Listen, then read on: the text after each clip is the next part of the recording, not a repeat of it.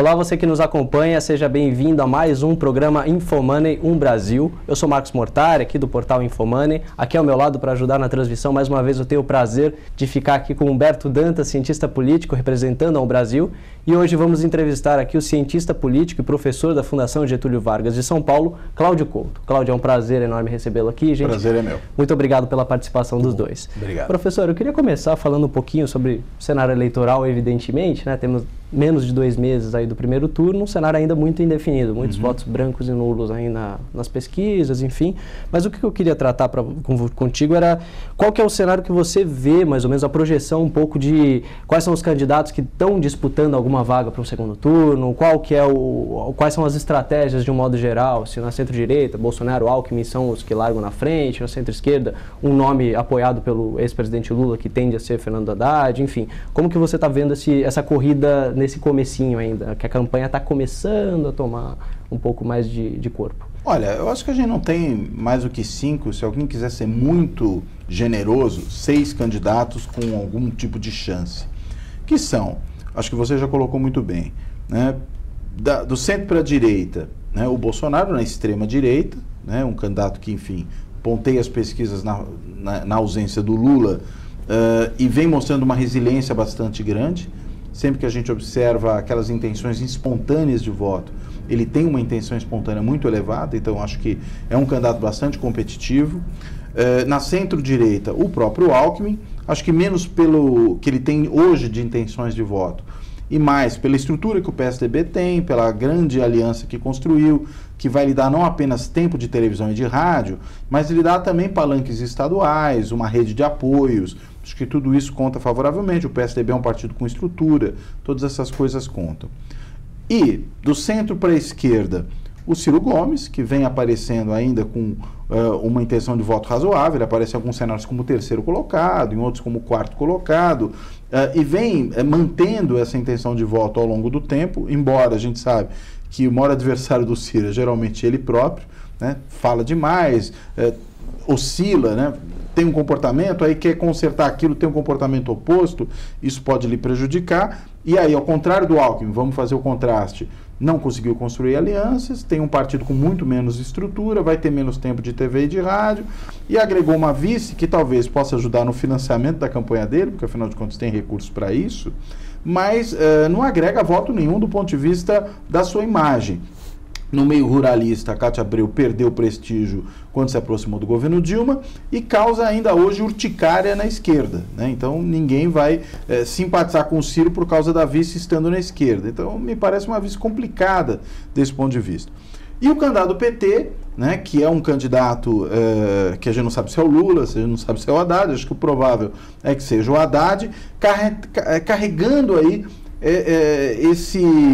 esse grande caminhão de votos que o Lula teria, né, pelo menos em alguma proporção. É claro que o Lula não vai conseguir transferir tudo para aquele que vier ali substituir, mas pode transferir uma boa parte, talvez o suficiente para ele ir para o segundo turno, né, porque o PT, inclusive, tem essa estrutura, o Lula tem essa estrutura, acho que são os dois, né, essa estrutura, eu digo, em termos de uma rede de apoios, em termos de um eleitorado relativamente cativo, e isso é uma boa plataforma de lançamento.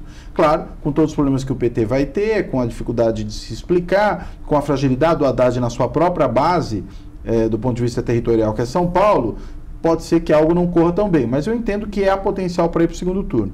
E ainda nesse campo da centro-esquerda, a Marina Silva, que vai ter um diminuto tempo de televisão, acho que essa é a grande fragilidade dela, não tem estrutura de partido, a rede quase não existe partidariamente, mas tem em compensação recall e tem uma imagem mais positiva do que a de outros candidatos.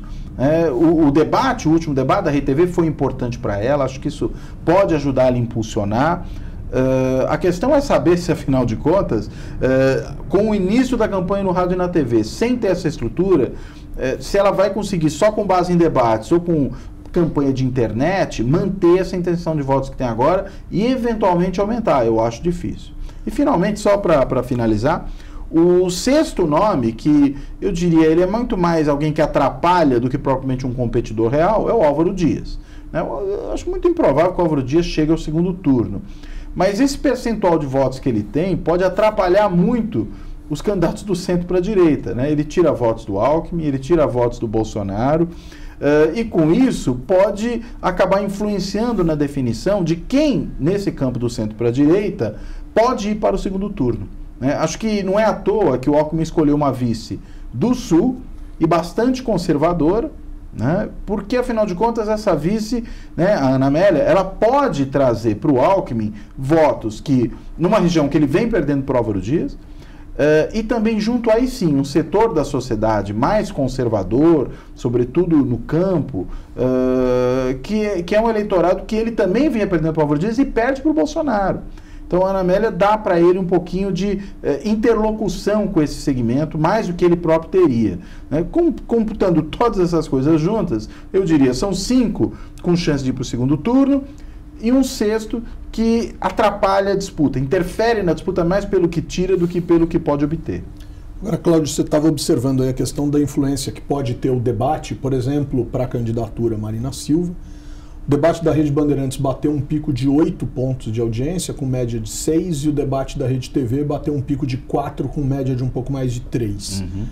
É uma atração antiquada, né? Uma atração difícil de assistir, né? Da gente se entusiasmar em assistir, e pouco assistida. Sim. O horário eleitoral, as médias de audiência do horário eleitoral também têm se mostrado cadentes, né, cadentes ao longo das últimas eleições. Contrapartida a isso é que, por exemplo, se a gente pegar o histórico do Paraná Pesquisas, que tem soltado pesquisas mais constantes, a gente tem visto pesquisa em maio, julho e agosto em que absolutamente nada mudou. Né? Não estou querendo fazer não estou querendo parafrasear Léo Jaime, mas nada mudou. Né? Quer dizer, não tem nenhuma mudança significativa, né? Nenhum candidato oscila de forma expressiva ao longo desses meses. Sim. E aí fica todo mundo dizendo, a campanha precisa começar, para que os candidatos se apresentem no horário eleitoral. Essa conta fecha, Cláudio? Olha, vamos lá. Vou começar pelo final um pouquinho, né? Desse nada mudou aí, do Léo Jaime. A campanha, historicamente, começa mesmo ao final de julho e começo de agosto. Então, desse ponto de vista, não é estranho que esse cenário de pasmaceira ou de estabilidade do ponto de vista das intenções de voto tenha se mantido ao longo de todos esses meses, né? E não é porque tem Copa do Mundo, o pessoal gosta de falar da Copa do Mundo. Claro, a Copa do Mundo, isso é um fato, ela atrai a atenção das pessoas e as pessoas vão olhar mais para isso, vão ler, por exemplo, mais notícias da Copa do que leriam de política. A própria cobertura de mídia, o ambiente, né, o emocional das pessoas está muito mais voltado para isso. Mas isso desde 94, né? Mas isso vem desde sempre, desde 94. Agora, não é só por isso. A Copa é um fator, evidentemente, por conta disso que eu falei, mas há também um outro aspecto, que é o fato de que as candidaturas são definidas mesmo ao final de julho, né? Comecinho de agosto, com as convenções partidárias, com a definição dos candidatos, com a formação do arco de alianças. É nessa hora que às vezes aquele candidato você acha que vai, acaba não indo. Né, que uma surpresa pode acontecer com o lançamento de um nome que antes não estava previsto, com uma aliança que ninguém esperava. E a partir daí as atenções aumentam, a própria cobertura de imprensa se intensifica e o eleitor começa a olhar. E mais, a campanha vai oficialmente começar, o que dá aos candidatos mais liberdade de colocar seus blocos na rua. Claro que com a legislação recente, né, houve uma modificação que dá mais liberdade na pré-campanha. Por isso que a gente viu alguns candidatos, o Bolsonaro talvez tenha sido o mais efetivo deles, desse ponto de vista, fazendo campanha ativamente antes do seu nome ser oficializado. O que, aliás, eu acho muito positivo, né? Era uma imensa hipocrisia essa coisa no Brasil. Não, tem que se guardar para o início do negócio. Parece, né, conceito de casamento antigo, né? Um negócio que não tem o menor cabimento. As pessoas já estão olhando para o problema, os partidos já estão discutindo. Deixa o espaço amadurecer. Ainda por cima agora, que a gente vai ter menos tempo de propaganda no rádio e na TV, né? Menos tempo, tanto do ponto de vista do tamanho dos programas, como do ponto de vista dos dias em que haverá essa propaganda. Que também é uma novidade. Na televisão, dizer, que é uma novidade. Estadual / federal, sob essa nova regra do tempo curto. Né? Mais curto. Acho que até talvez por isso, né, tenha se flexibilizado a pré-campanha, né, pelo reconhecimento de que isso é importante. Agora, tem um fator novo, e aí eu vou para a segunda parte da sua pergunta, que é o seguinte, a gente tem nesta eleição mais do que nas anteriores, e tenho certeza que as próximas serão mais do que nesta, a importância da internet, né, do uso da internet, das redes sociais, mesmo da internet fora das redes sociais no sentido estrito, né? Facebook, Twitter, WhatsApp, né? Que é mais discutível se é uma rede social no mesmo sentido das demais, mas é uma fonte de divulgação digital de conteúdo. A gente vai ter muito mais importância disso a partir de agora do que teve antes. Então, vamos pegar o caso do debate da Rede TV. Né? Eu ia falar em Rede Manchete, acho que eu estou pensando antigamente. Né? Canal 9. Pois é, Canal 9, Rede, daqui a pouco chega na Excelsior. Né? Mas o debate da Rede TV, ele teve talvez no seu ponto culminante aquele choque entre Marina e Bolsonaro, em que a Marina chama a atenção do Bolsonaro em relação à política das mulheres, as posições que ele tem com respeito a isso, a coisa de ensinar as crianças a atirarem, etc. Pois bem, esse episódio, ele não apenas foi reproduzido pelos órgãos de mídia nas suas páginas de internet, nos portais e tudo mais, como ele é um conteúdo que tem sido replicado via Facebook, via WhatsApp, ou seja, o debate pode ter tido pouca audiência, mas esse recorte do debate que tem o potencial de produzir efeitos na campanha, vem sendo replicado e vai sendo replicado de uma forma muitas vezes até difícil de mensurar. Então, eu entendo que, embora, de fato, a audiência do programa de TV, do programa de rádio, seja menor hoje do que foi no passado, e nesse ponto de vista, o peso disso seja relativamente menor, duas coisas são importantes. Primeiro, não desapareceu por completo esse peso, então é claro que é bom para o PSDB ter mais tempo do que os outros, e é um prejuízo da Marina e do Bolsonaro ter muito menos tempo do que os outros, vamos pensar dos dois lados, né, para pegar os dois casos extremos. E por outro lado, mesmo quem tem menos tempo, pode replicar materiais via internet. E diria o seguinte, sobretudo para quem tem tempos diminutos, o Bolsonaro já vem fazendo isso de maneira até muito efetiva há bastante tempo. E a Marina, entendo eu, precisaria fazer também, e acho que não vem fazendo da mesma forma, seria produzir conteúdos replicáveis, coisas que as pessoas reenviam, por exemplo, o WhatsApp. Coisas que alguém bota na sua página do Facebook. Embora o Facebook não é aquele problema que gira em torno de si próprio. Né? O WhatsApp, acho que ele vai se perdendo. Embora mesmo no Facebook, sempre tem lá impulsionamento também que pode fugir um pouco dessa barreira. Né? Mas o impulsionamento tem os limites, né? Mas eu acho que é uma forma importante. Uma forma, inclusive, de driblar um pouco essa restrição muito draconiana que a legislação eleitoral recente colocou para os partidos menores. A gente viveu durante tanto tempo um sistema de fragmentação e de pulverização partidária, prejudicial do ponto de vista da governabilidade, prejudicial do ponto de vista da inteligibilidade do sistema para o eleitor, e claro que era preciso restringir isso, mas o paradoxo, né? Veio essa restrição, que a meu ver é saudável olhando a regra nela mesma, no momento em que o sistema partidário está decrépito, em que o descrédito das instituições representativas é imenso, em que faria sentido ter alguma renovação, mas agora fechou um pouco o mercado. Então, vamos dizer, algo que seria saudável se fosse adotado há 10 anos atrás, vem no momento em que talvez o ideal fosse ter mais abertura. Mas, enfim, chegou com atraso e, claro, com a culpa do Supremo Tribunal Federal, que lá atrás derrubou a cláusula de desempenho. Né? Porque se não tivesse feito isso lá atrás, nós teríamos hoje, claro, um sistema eleitoral, o sistema partidário, mais restrito, mais limitado, com um número de jogadores não diminuto, mas não tão pulverizado quanto esse, mais inteligível para o eleitor. E até, eu diria, nesse cenário, a entrada de desafiantes com espinha dorsal, com conteúdo, seria algo possível. Né? O Partido Novo pela direita, a Rede Sustentabilidade pela esquerda, ou centro-esquerda, poderiam ser jogadores aí com uma certa capacidade de dinamizar a disputa, mesmo num cenário com algumas restrições. Por quê? Porque o número de jogadores seria menor. A atenção a esses novos jogadores seria maior. Eles não se perderiam, né, no lugar comum de um monte de partidecos sem nenhuma expressão, sem nenhum significado.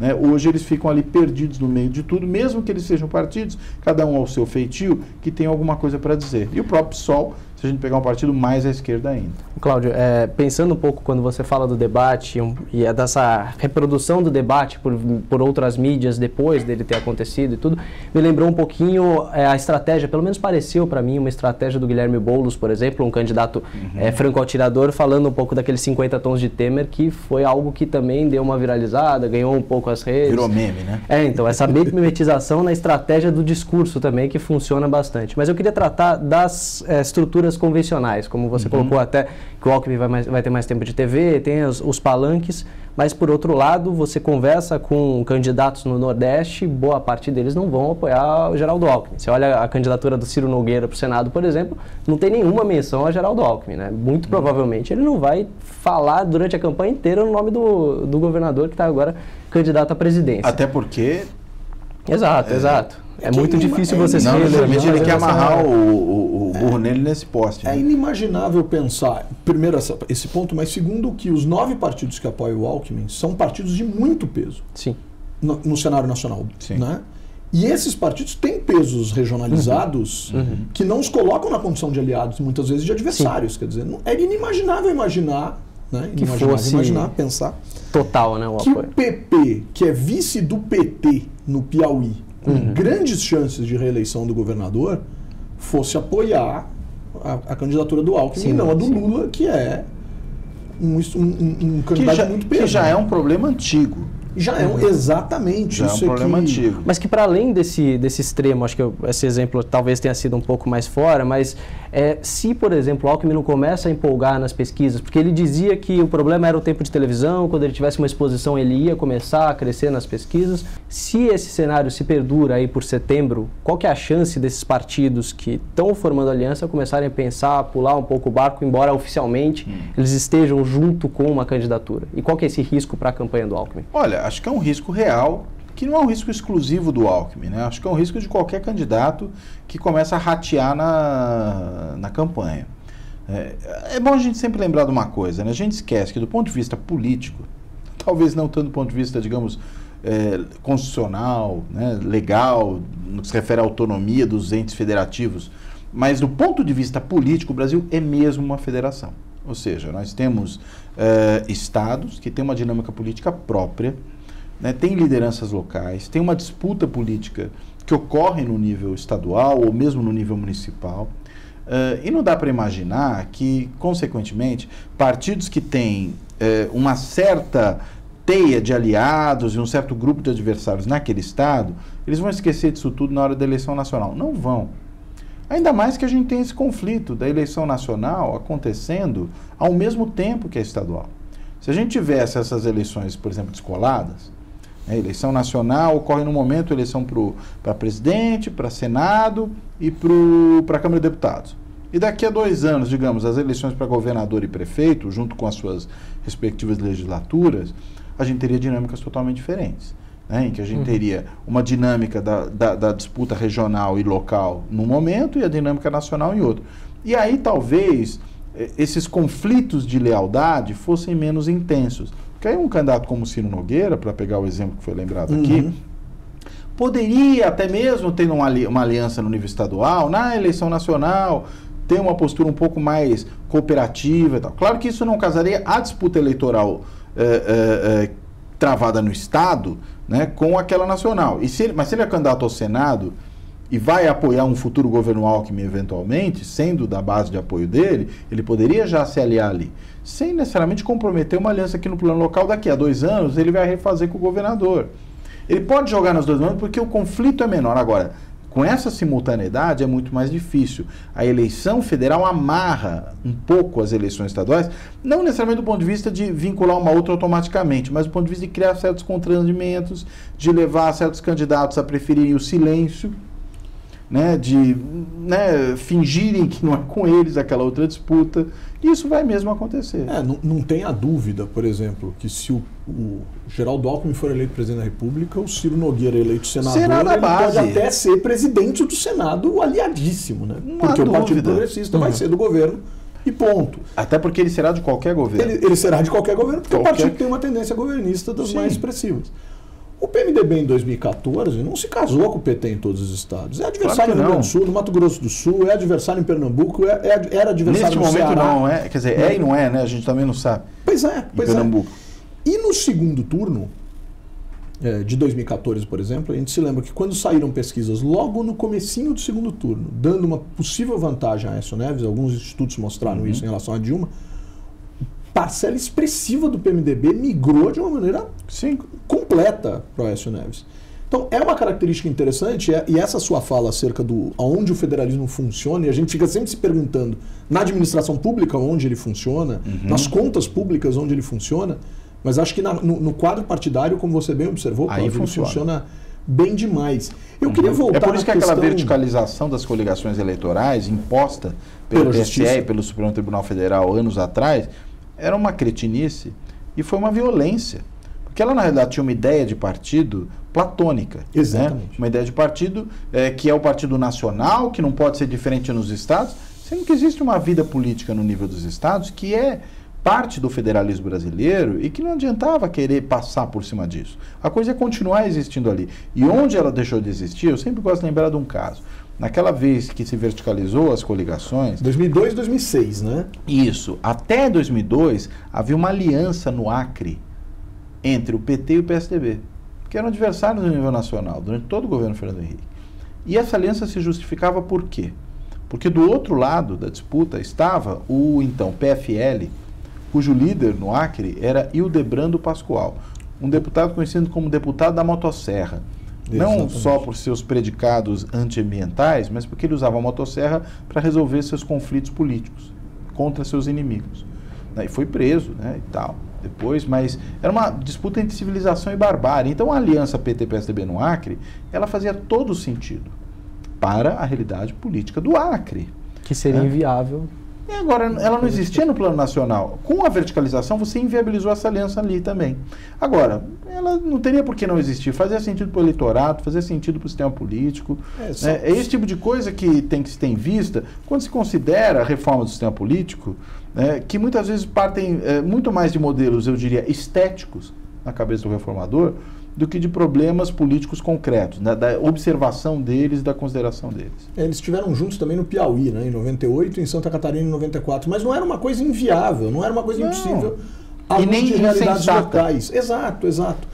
Agora, Cláudio, eu queria voltar no ponto do peso da internet que você tocou, porque acho que para nós, cientistas políticos, essa eleição, a despeito de toda a ansiedade que ela está gerando, ela pode representar uma experiência perfeita, né, dentro de um laboratório chamado eleição. Os dois líderes hoje são líderes, né, tirando Lula, exceção feita ao Lula, os dois líderes nas pesquisas, quando o ex-presidente é tirado do cenário, são candidatos, como você bem observou, de estruturas partidárias mínimas. Né, o Bolsonaro pelo PSL, a Marina pela Rede. A Marina ainda conseguiu o PV, né, o Bolsonaro ainda trouxe o PRTB, mas ainda assim estruturas partidárias mínimas. E eles lideram as pesquisas. E os dois candidatos que têm o maior tempo de televisão, um tem 48% do tempo, apesar de estar sendo questionado aí e tal, mas tem 48% do tempo, que é o Geraldo Alckmin, e o segundo colocado é o Partido dos Trabalhadores, que conseguiu agregar PCdoB, PROS e PCO. Como é que fica essa situação do ponto de vista da análise científica? Quer dizer, se de fato estes dois candidatos não se alavancarem, a gente está diante de algo que possa nos mostrar que a internet tem um peso expressivo na nossa realidade, na realidade de campanha, ou não é exatamente a internet, é esse cansaço dessa disputa PT e PSDB, ou é um pouco dessas duas coisas? Como é que a gente pode analisar isso? Porque isso é um experimento quase que se a gente tivesse que controlar mesmo, né? Ó, bota esses aqui juntos, bota esse aqui, tira esses aqui, e a gente não fez nada disso, né? Claro. Olha, eu acho que se de fato se confirmar isso, eu diria que pode ser explicado pelos dois fatores, né? Pelo peso da internet e pelo desgaste dos partidos tradicionais, né? Porque, veja, tanto o Bolsonaro como Marina são, cada um ao seu modo, candidatos antissistema, né? O Bolsonaro, até muito mais antissistema, embora veja que você é um deputado de 7 mandatos, botou todos os filhos em cargos, né? Elegeu vereador, deputado estadual num estado outro, deputado federal, né, no outro estado mais um filho, ou seja, botou a ex-mulher para concorrer também, ou seja, ele fez tudo aquilo que o político tradicional faz, que é botar a família inteira para disputar eleições, né, e construiu aí uma certa, vamos dizer, dinastia Bolsonaro. Muito bem. Mas ele é um candidato que sempre foi marginal, né? Ele sempre foi um candidato que não aparecia no cerne do seu partido, das articulações, tanto que nunca aprovou nenhum projeto de lei relevante, nunca foi líder de bancada, nunca foi líder de comissões, o seu partido nem lhe indicava para ocupar as posições, porque ele sempre correu na margem do sistema. Mas até por isso, e pelo seu discurso antidemocrático, né, pelo elogio que faz ao regime autoritário, a formas ilegais de lidar com o crime, o Bolsonaro ele consegue falar contra o sistema e consegue, consequentemente, se colocar como contra tudo que está aí. Desse ponto de vista, ele é claramente antissistema, né? Como foi o Hugo Chávez na Venezuela. Eu diria que o Bolsonaro é a versão de direita do chavismo no Brasil. Que ele elogiou. Né? Quando subiu ao poder, lá atrás ele elogiou. Isso, claro, se identificava e tudo mais.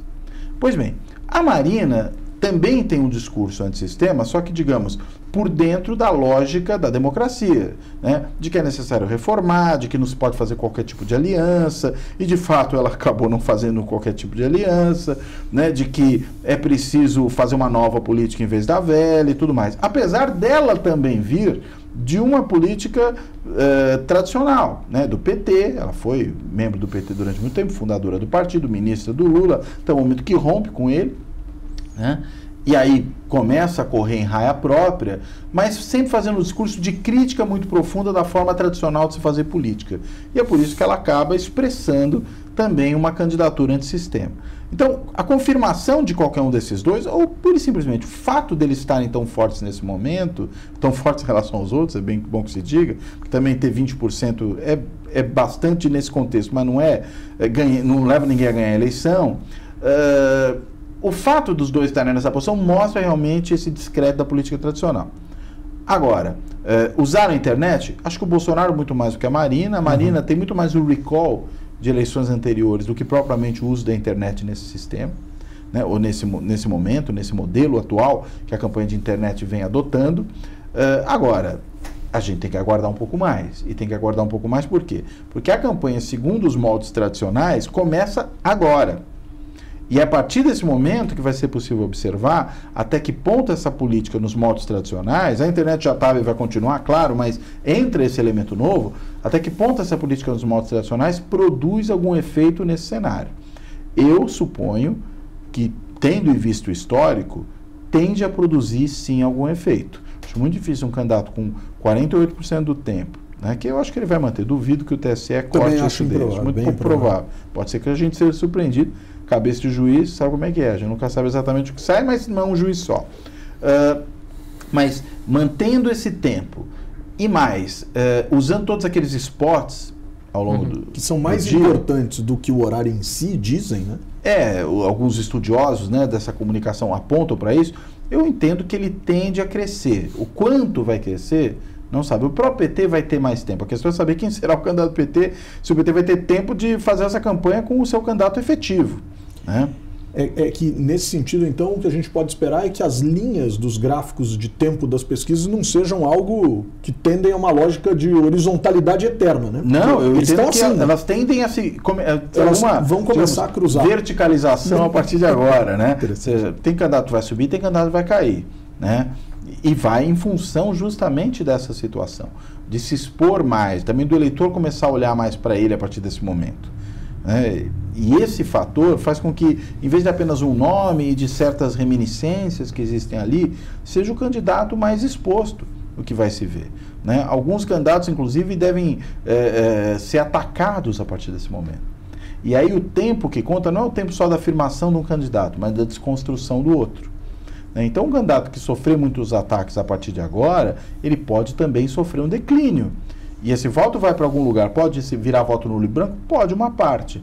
Mas outra pode ir também para alguém que aquele eleitor identifique como mais próximo das suas preferências. Então, é muito provável que a candidatura de Alckmin comece a atacar Bolsonaro, né? Sobretudo enfatizando essa questão das mulheres, a apologia da violência e tudo mais. Se fizer isso, alguns desses votos podem refluir para o Alckmin. E aí ele também tende a crescer. É por isso que aquele cenário, vamos chamar aqui de clássico, de uma bipolarização entre PT e PSDB, como aconteceu em todas as últimas eleições, esse é um cenário que, eu diria, é razoavelmente provável. Eu digo razoavelmente provável porque, claro, é uma eleição diferente das anteriores do ponto de vista que há mais pulverização, há mais incerteza, mas as velhas estruturas ainda funcionam. Uma amostra disso: todos os candidatos outsiders sumiram. A gente dizia há um tempo atrás que essa é uma eleição mais propícia para outsiders. Um por um eles foram desaparecendo. E raríssimos candidatos a governador.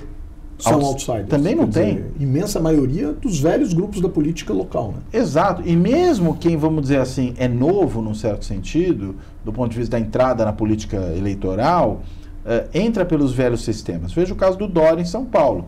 Se elegeu prefeito 2 anos atrás, era aparentemente um nome novo, né? Embora ele próprio já tenha participado de governos anteriores, falar do governo Sarney e tudo mais, tivesse essa proximidade com o PSDB, mas enfim, não disputava eleições, desse ponto de vista era um fator de novidade, e agora, de novo, concorre, né?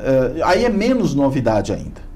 Digamos que aí já entrou na vida política tradicional. Novidade velha. É novidade velha. Né? E até, inclusive, a meu ver, pelo que as pesquisas mostram, por exemplo, a alta rejeição ao Dória na cidade de São Paulo, é um exemplo disso. As pessoas que votaram nele, muitas delas, se decepcionaram profundamente com o Dória. Né? Porque, afinal de contas, ele dizia que não era político, era gestor, que era uma coisa nova, e passou o tempo inteiro, na realidade, muito mais do que governando a cidade, fazendo campanha para tentar ser candidato a presidente, no que não deu para virar candidato a governador.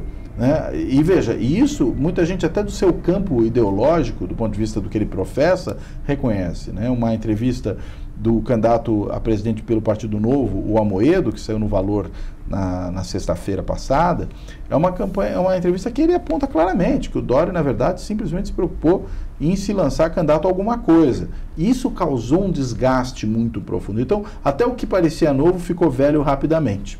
É esse o problema. Professor, há um tempo atrás a gente discutia qual que seria o papel do governo Michel Temer na eleição, né? O PSDB chegou a flertar um pouquinho por conta do tempo de TV que o PMDB tinha, né? Aquela estrutura toda do partido, teve alguns flertes para uma aliança, mas o que se percebeu, o que se constatou foi que a toxicidade daquela candidatura ia ser muito grande, né? Daquela aliança ia ser enorme. Por isso que o PMDB acabou praticamente sozinho, né? Lançando o Meirelles. O PSDB se afastou um pouco disso, embora o tempo fosse útil, né? Teria agregado mais tempo de televisão.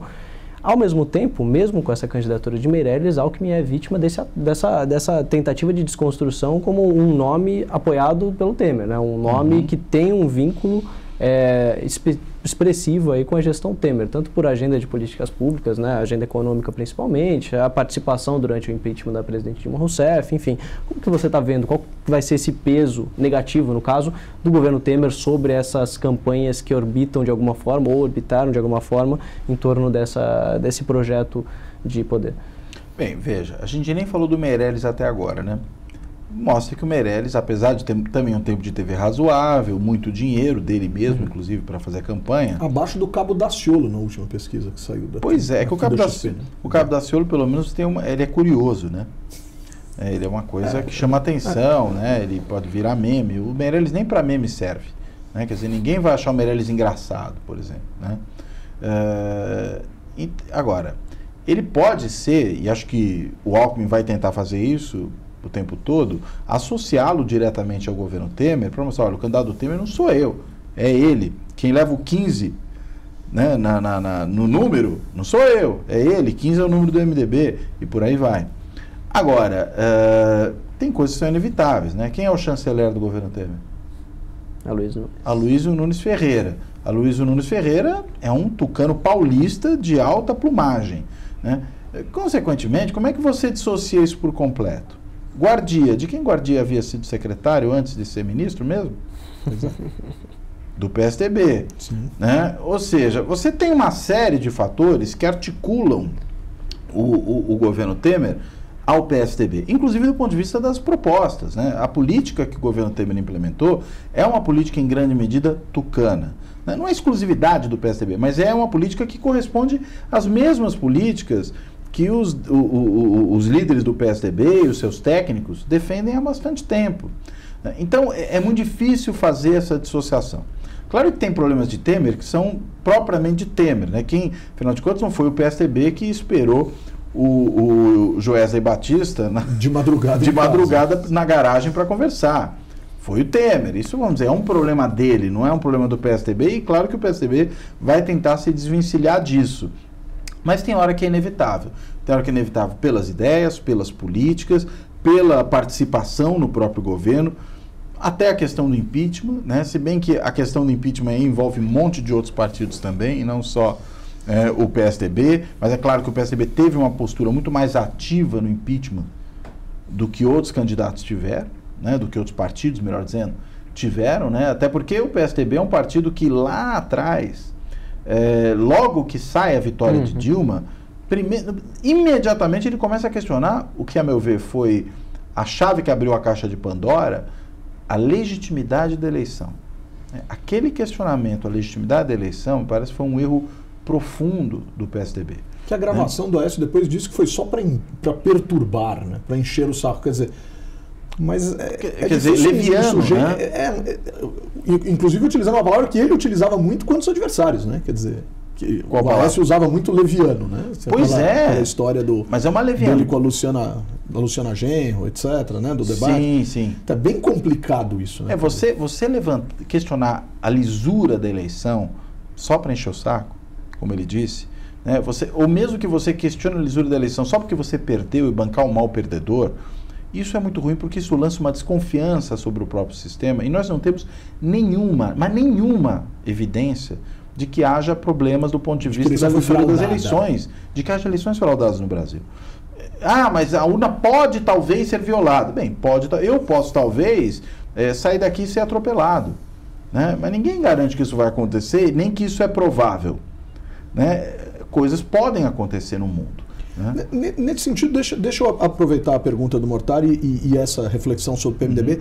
A sensação que a gente tem é que todos poderão, de alguma forma, como o Boulos falou lá dos tais 50 tons de Temer, a sensação é que todos podem ser acusados de carregar o PMDB. Claro. Né? Quer dizer, o PT, porque o Temer era vice do PT. Que é a narrativa, né? Que o Alckmin está tentando colocar, né? De alguma forma. E não é só a narrativa do Alckmin, é a narrativa do próprio Meirelles. Criei 10 milhões de empregos. Espera um pouquinho, o presidente do Banco Central criou um emprego. Então, enfim, tem uma confusão nessa história. A pergunta central, até porque você fez uma observação importante, até agora a gente não tinha falado do Meirelles. Qual o papel do Meirelles nessa eleição? É salvar a imagem do PMDB?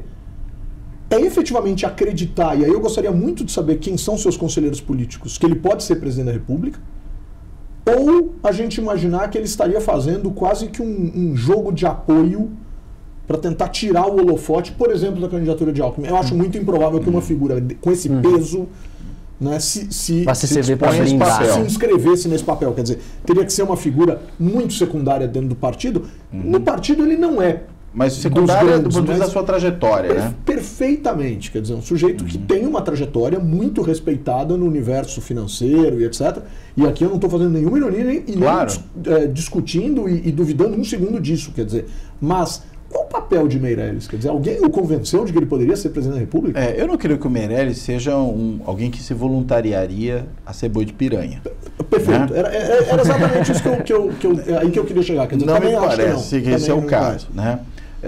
Agora, até porque, assim, uma coisa é dizer, ele se disporia a desempenhar esse papel. Outra coisa é dizer que, na prática, ele pode desempenhar esse papel. É claro, se você tem Meirelles com 15 na testa, isso ajuda o Alckmin, porque, afinal de contas, ele vai poder realmente dizer, não, o candidato Temer é ele que foi ministro do Temer, ele que é do partido do Temer e tudo mais. Claro que o Meirelles prefere não falar do Temer, assim como, vamos lá. Ninguém quer falar. O Serra não falava do Fernando Henrique em 2002. E esse talvez tenha sido um erro infinitamente maior do que... Eu acho. Assim como o Alckmin não falou também em 2006. Né? Ou seja, largaram o próprio partido e o próprio governo para trás. Né? E, na realidade, ali faria muito mais sentido defender o legado. Né? Por mais que esse for... Porque o legado era indissociável, então é melhor defender. Você tinha 8 anos, quer dizer, uma situação de 2 eleições, etc. Quer dizer... O Temer você pode discutir o jeito que ele chegou, o tempo curto que ele ficou, as medidas... Não, medida, claro que todas as medidas são questionáveis, mas é isso, né? Quer dizer, é mais difícil, né? E mesmo assim, que se culpe o PT, mas o PT que fez aliança com o Temer. 2 coisas. Primeiro, a gente sabe como funciona o presidencialismo de coalizão no Brasil. Você precisa fazer alianças. É inevitável que todos a façam, como o Alckmin agora, por exemplo, fez com todos os partidos do Centrão. Não dá para não fazer. Né? E o PT fez com o PMDB, porque era o partido mais importante ali. O fato de ter o Temer de vice, né? O meu colega lá da GV, o professor Luiz Felipe D'Alencastro, ele sempre lembra que botar um vice raposa como o Temer, da Dilma, que era uma pessoa sem nenhuma rodagem na política, podia dar problemas. De fato, ele falava isso lá no começo, você percebeu o problema. Em 2010. Ele já antecipava esse problema. Né? E acho que olhou bem para o fato. Agora, voltando, ainda só para terminar a coisa do PT, culpar o PT pelo Temer é um pouco. Bem, culpar o PT por ter sido traído pelo Temer, porque houve de fato uma traição aí, é evidente. Né? Agora, claro, botou ali, mas cá entre nós, né? Se o PT não botasse o PMDB, outro partido botaria. Seria o PSDB, talvez, como a Rita Camata do PMDB foi vice do Serra em 2002. Ou seja, a política brasileira ela produz essas alianças. Como todos né? queriam o Centrão agora. Como todos Ciro. Isso. Bolsonaro negou o próprio PT, que se o Lula fosse confirmado, levaria o PP e o PR. Quer dizer, exato. Todos queriam. Então, dizer, ele que fez a aliança, ele é culpado. Olha, isso é do sistema. Isso faz parte do funcionamento. E mais, os partidos vão ter maioria no Congresso e vai ser preciso fechar com eles para governar. Então, tem que olhar para isso. Né? Então, essa é uma coisa. Agora, a outra. Eu não sei como é possível alguém ser tão habilidoso, tão competente para ganhar muito dinheiro e depois gastar tão mal. Né? É incrível como o Meirelles, na realidade, talvez porque não vai lhe fazer falta, ele não tem para quem deixar, ou sei lá, é muito dinheiro mesmo, então gastar 70 milhões quase na campanha eleitoral não seja um problema para ele. Agora, é óbvio que ele não tem nenhuma chance nessa eleição. Então, imagino que seja um ato de vaidade, um ato de tentar se colocar na última chance, provavelmente que tem até pela idade, de disputar uma eleição, mas cá entre nós, né? Se fizesse uma avaliação mais fria e objetiva das suas chances, usaria esse dinheiro para outra coisa, né? Talvez até, eventualmente, para apoiar outros candidatos, para se viabilizar como um candidato ao legislativo, talvez, e aí, consequentemente, vai que ele conseguiria chegar ao legislativo e ali desempenhar um certo papel. Sei que não seria presidente do Senado, por exemplo, porque ali o jogo é outro. E ali as raposas que já estão no Senado há mais tempo se articulariam para tornar presidente do Senado alguém do seu próprio time. Mas, enfim, teria pelo menos chance de exercer alguma influência na política. Como candidato a presidente, vai gastar muito dinheiro, mas não vai conseguir efeito nenhum. É que tem uma coisa interessantíssima. Ele foi eleito deputado federal em 2002 pelo PSDB, não assumiu o mandato, ficou com o Banco Central, ele nem tomou posse, para não ter para onde voltar, enfim, ele nem tomou posse. E se desfiliou do PSDB naquele momento. E se desfiliou do PSDB. Cláudio, em 2010, a eleição de Goiás se fez inteira em torno dele. Todos os candidatos a governador esperaram o Meirelles definir se seria ou não seria candidato ao governo do estado de Goiás. Ali ele teve uma grande chance. Pois é. Quer dizer, e aí ele não saiu, e aí o Marco Antônio Perillo muito provavelmente seria o candidato, mas o PMDB esperou, o PL esperou. Porque ele saiu com uma imagem positiva do Banco Central, do governo Lula. Pois é. Se ele tivesse competido naquela eleição para o governo do estado de Goiás, olha, ele seria um candidato bastante competitivo. Ele era dado como eleito. Claro que a eleição precisaria ocorrer. E o Marco Antônio Perillo era o candidato do PSDB, ou seja, naquele momento adversário do governo do qual ele saía. Ele tinha ali uma oportunidade que faria muito mais sentido, até poderia eventualmente, a partir dessa experiência, tentar uma coisa melhor anos depois. Mas, enfim, optou por não fazê-lo.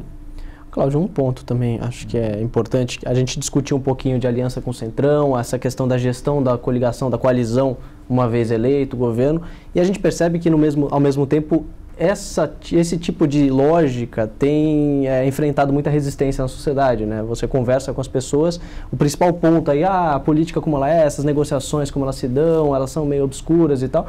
Ao mesmo tempo, a gente não corre um sério risco de já faz um relativo bom tempo negando a política e a essência da política, que é essa arte de negociação? Sim.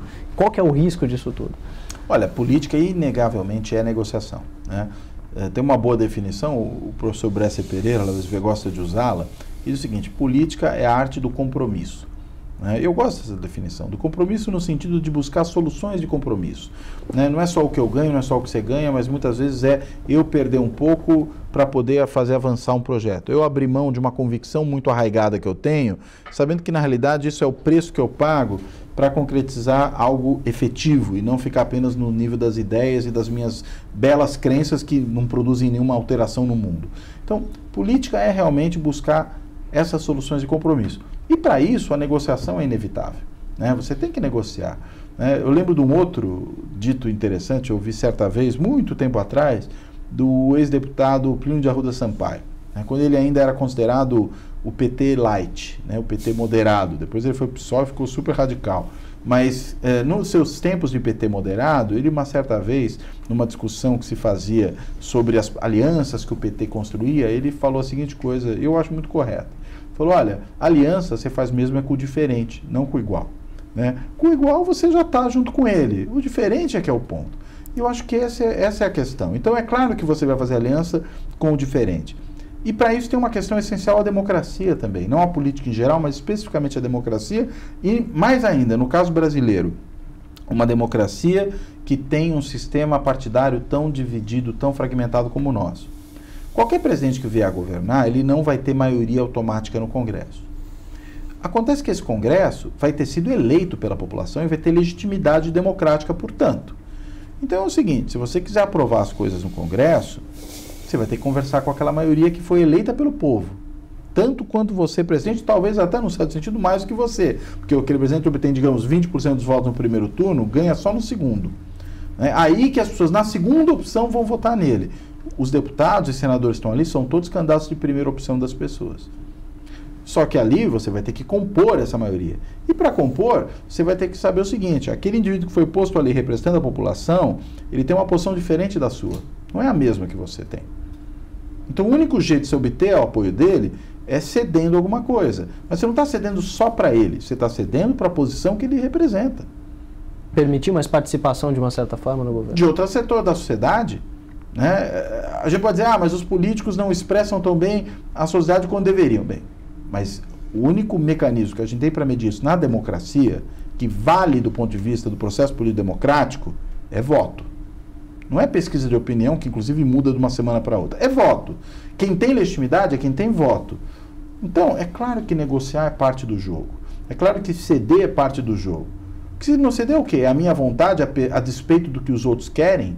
Por que a minha vontade é melhor que a dos outros? Ah, porque você foi eleito. Sim, mas eles também foram. Ou seja, é uma solução sem saída essa. Ou você negocia, ou você não respeita a democracia.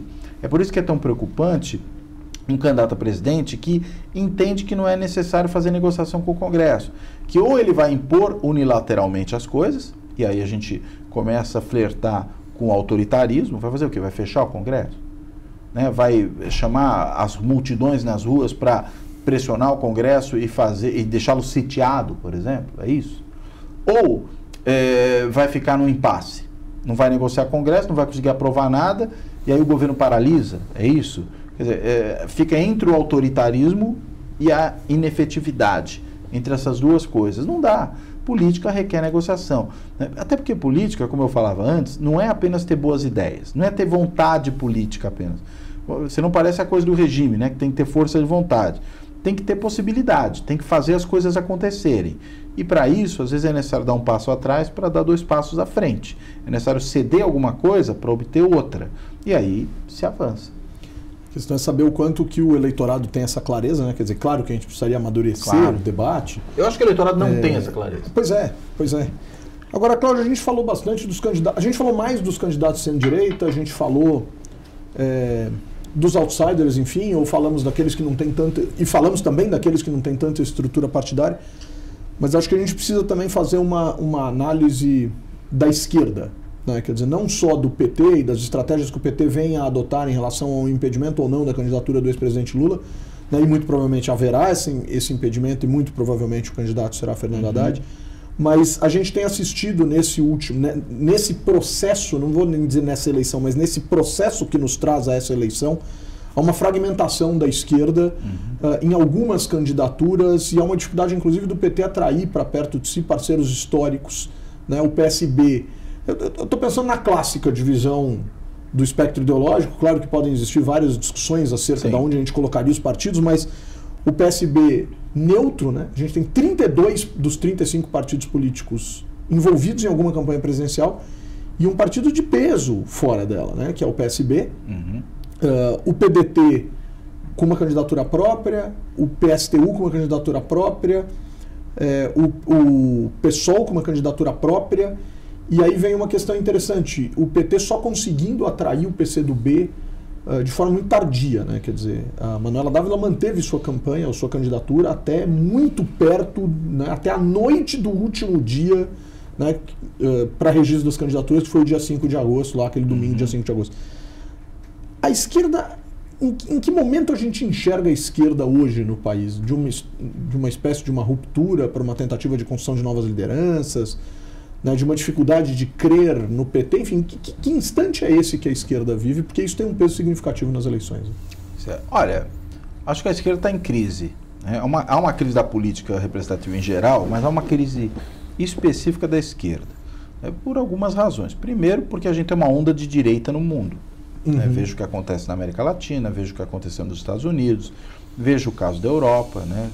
E não é de qualquer direita. Né? Não é uma direita, digamos, moderada. Né? O que tem emergido em vários lugares é uma direita radical, se não extremista.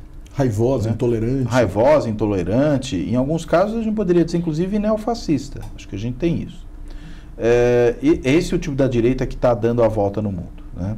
Pois bem, eu acho que, por exemplo, se a gente pegar a Argentina, aí não é uma direita neofascista, é uma direita conservadora, né? Essa do Macri, mas eu diria, ainda dentro do campo da democracia, é outro jogo. Né? Quando você vai para o novo governo na Colômbia, é uma direita dura, mas ainda, eu diria, talvez no limite ali do que pode ser uma direita ainda comprometida com o jogo democrático. O Chile também? O Chile também, mais ainda, acho que até mais moderada do que a da, certamente mais moderada que a da Colômbia, um pouco mais parecido com o modelo argentino. Agora, você olha, por exemplo, para a Polônia, para a Hungria, ali você tem uma direita xenófoba.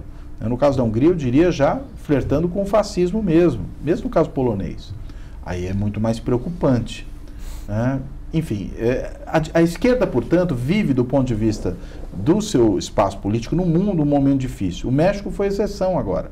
A Espanha é uma circunstância muito específica de uma recomposição, a gente não sabe como vai sair da próxima eleição. E Portugal também é um caso, aí sim, de uma esquerda bem-sucedida no governo nesse momento. Mas, no cenário geral, não é um ambiente muito propício para a esquerda.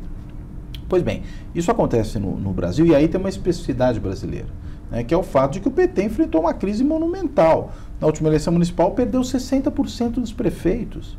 É muita coisa. Não ganhou em nenhuma capital.